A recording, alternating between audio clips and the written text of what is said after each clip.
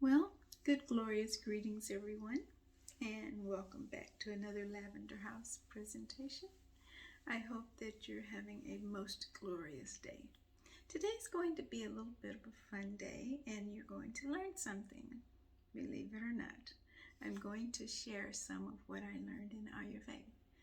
So, Ayurveda is the science of life. And so I'm going to share 3 terms with you today. Most recently, I did a video regarding listening to the body and talking about our behaviors with our food and how the body communicates with us, or the mind communicates with us, depending on what we've eaten. Okay, so I'm going to take us back a little bit because it's occurred to me that the majority of the people I know here in Texas are not aware of what Ayurveda is or means or any of the terminology. So I'm going to begin to introduce you to some of what I've learned along the way that's quite interesting. So I'm going to share 3 words with you today. And I think I will start with,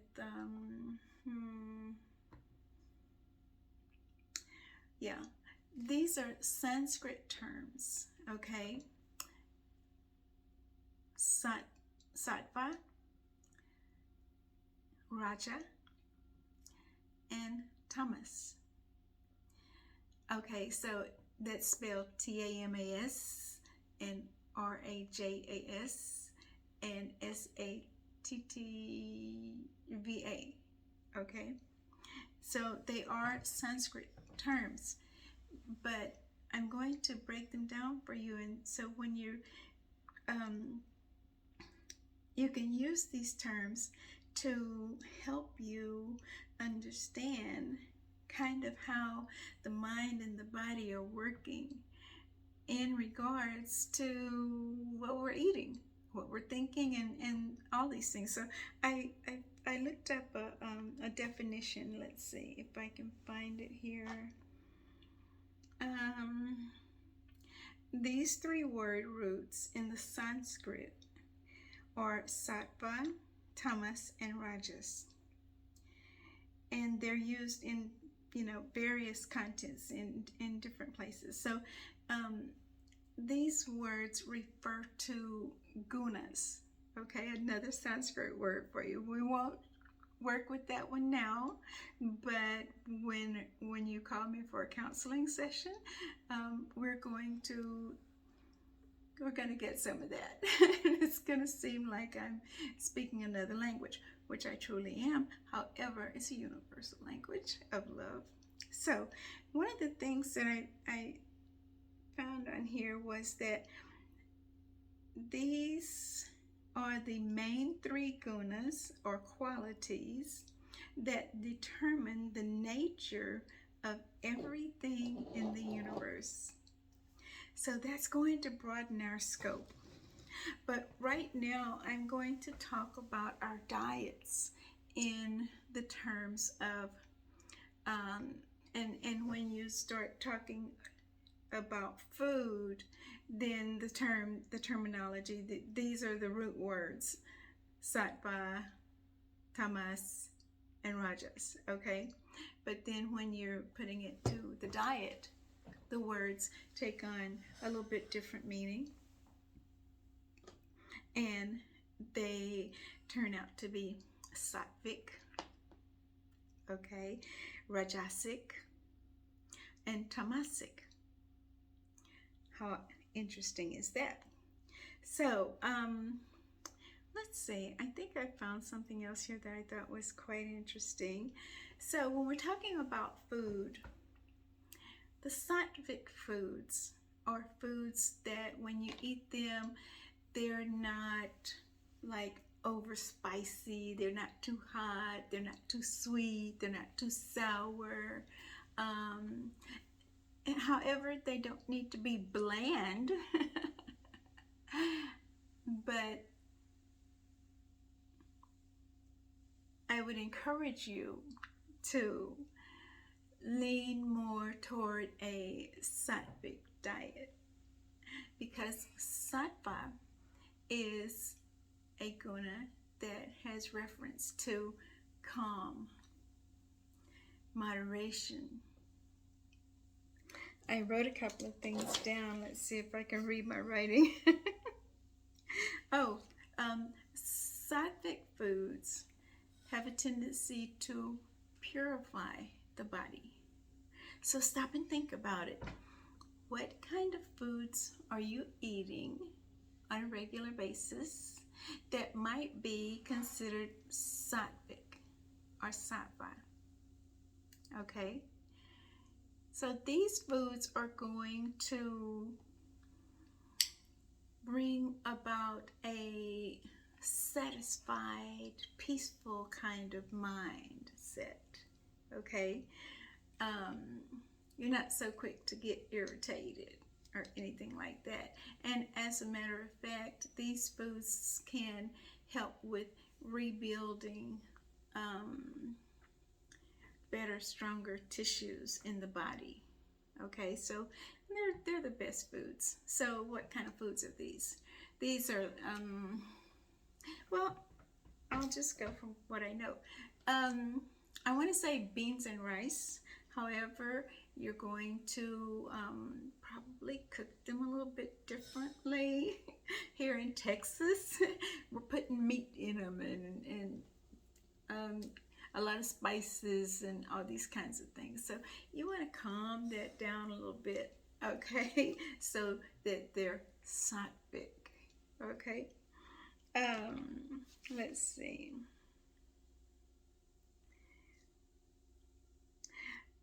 Sattvic foods improves mental health. That's what I was getting at, okay? So a person with a calm disposition, a calm mind, okay? When you're eating more sattvic diet kind of foods, okay? Foods that are moderate, filling, satisfying, rejuvenating, really, really good for the body, and you're not like irritated, okay? On the other hand, when you go to rajas, so a rajasic diet is going to be consistent of foods that are more pungent or sour or spicy, and a lot of us like those things. And okay, let's go back to rajas. Beans and rice, and you're not going to eat just beans and rice, okay? Beans and rice and fruits and vegetables, okay? All that are moderate, okay? And calming and soothing. Now, half a gallon of bluebell ice cream is not going to be soothing about 12 hours later. So we'll get into that later on, because that's going to produce mucus and lethargy and a lot of other things. So let's go back to sattva. Okay, so those are going to be your fruits and vegetables, your beans and rice, your whole grains, but whole foods, all right? Okay, so I'll move on to rajas. Rajas, a rajasic, a rajasic diet is going to have more spices, okay? And these spices can actually aggravate people with a pitta and vata constitution. You're going to learn some Ayurveda, okay? So one of the first things I'll do when I have a consultation with you, those of you who are listening who have had a consultation with me, know that I talk about vata, pitta, and kapha. So those are the three constitutions, okay? So if you're a vata type person or pitta type person, and you kind of excessively eat foods that are rajasic. Foods that are rajasic are more like meat that have spicy, say for instance, like spicy barbecue, spicy chicken. You go to Popeyes and order spicy chicken, okay? So it's going to have the meat product in the first place, and then it's going to have the oils, and then there's white flour, and okay, so you know where I'm going with this. All right, it's not exactly salad, and it's not exactly what we call khichdi. You're going to be learning about that too. So it's quite different, and rajasic foods are stimulating, okay?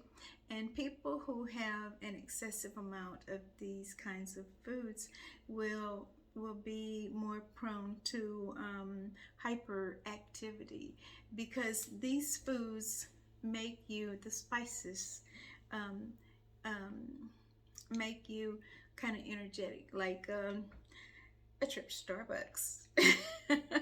Okay, but also the effect that it has on the mind and the body is going to interplay with this. All right, so if you have perhaps observed a child in the supermarket, let's say, and this child is like running all over the place, and mommy, can I have this, can I have this, and da da da da, okay, mommy might give him a toy or tablet or something to kind of settle him down or whatever.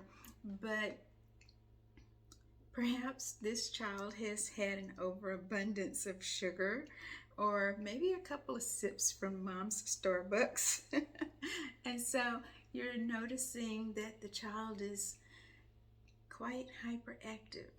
Okay, now remember, I just told you that these three gunas, you can see them in in everything in the universe. Okay, so we're going to talk about that a little bit more in a minute too. Let's move on to tamas for right now. So tamasic foods. Okay, so let's go back. The rajasic foods are going to be your meats, your spices, your cayenne peppers, and those sorts of things. Okay, so it's going to heat up your body. It's going to make you move. It's going to stimulate. Yeah, everything. Okay. All right. So now we can go to tamas. So a tamasic diet is going to be foods that, oh man, let's see what I wrote here. First thing, in Ayurveda, it suggests that, and I'm picking my words here because it's going to be like ding, ding, ding, ding, ding to a lot of us. But I'm just going to put it out there. It has to do with eating things like meat, and I'll pick on meat at first because anything that's any food that's processed by the harming of another being. Okay, so I'm not talking about going vegan. However, I am leaning toward even vegetarian for myself, because in our situation right now with the present, there are so many things that are producing toxins in our bodies, and meat is on the top of the list of culprits with this. Okay, so tamasic foods are going to have a tendency toward overstimulating the body and over toxifying the body, and these toxins get into our bloodstream. Okay? Now, you had an upheaval a little bit with rajasic foods. But when you get into tamasic foods, I'm going to share a story with you in a minute that will help you understand this more. Okay? If you're killing an animal and then eating the flesh of that animal, you're getting a lot more than just, well, it's bad enough that you're getting the dead flesh. Okay? Because, yeah. In my other presentation about food, living food for a living body. Now, we don't necessarily go out and eat a living creature. We don't eat the chicken while it's still living, okay? We don't eat the cow while it's still living. So it has to be processed. And in the process, we're harming that animal or that being. I won't go there. I had another thought, but I'm pretty sure some of you could relate to it. But what happens when you're consuming an excessive amount of tamasic foods? You become more aggressive. Okay? So I'm going to go ahead and give you the takeaway with these three gunas in relation to our food. So a person that is eating lots of fruits and vegetables and everything in moderation, has a peaceful, calm mind, has a beautiful, healthy glow about their skin. It affects the entire body. So now when you get a rajasic meal or rajasic, predominantly rajasic diet, you might have a tendency, well, you will have a tendency to be a little more stimulated, hyperactive, energetic. But by the same token, those emotions can, when they're like an overabundance of them, they could be offensive. Okay? And it all kind of goes back to what you're eating. Where am I going with this? The tamasic foods, or foods that includes meat predominantly, but it makes you more aggressive. So let's look at this picture in nature. Cows are not generally aggressive. Elephants and these creatures eat grass. Okay? They don't have a problem with being enormous and powerful and yet peaceful and gentle. I saw a thing on television a few nights ago where this person was saying elephants are so intelligent and they have these wonderful ways of communicating with each other. And every tone has a different meaning. And not once did you hear them like just really doing what we would call screaming. Okay? No. And cows communicate, and there's a gentleness in their moo. Okay?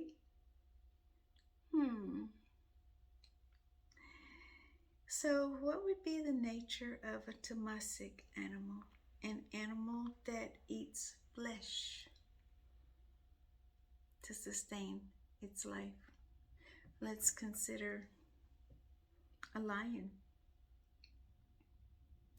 The lion roars. Not so much when he's hunting for the food, but definitely when he's made the kill and he's calling the rest of the gang to come and join in. It's time for dinner. So what do you think about people who are very aggressive? Could you think maybe that has something to do with the violence that's in our society and in our meat-eating cultures? I'm going to let you think about that one for a while. So give me a call, and I want to introduce you to some other impressions of Ayurveda. I had not really used much of the terminology, but with the most recent encounters I've had with counseling people, they're finding it quite fascinating. And so, yeah.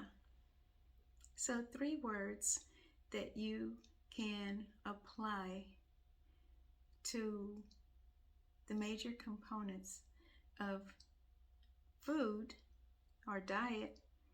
I'm a diet and lifestyle counselor, so our diets have a lot to do with whether our behaviors are sattva, which means mild and temperate and pleasing and calm, peaceful, gentle, all right?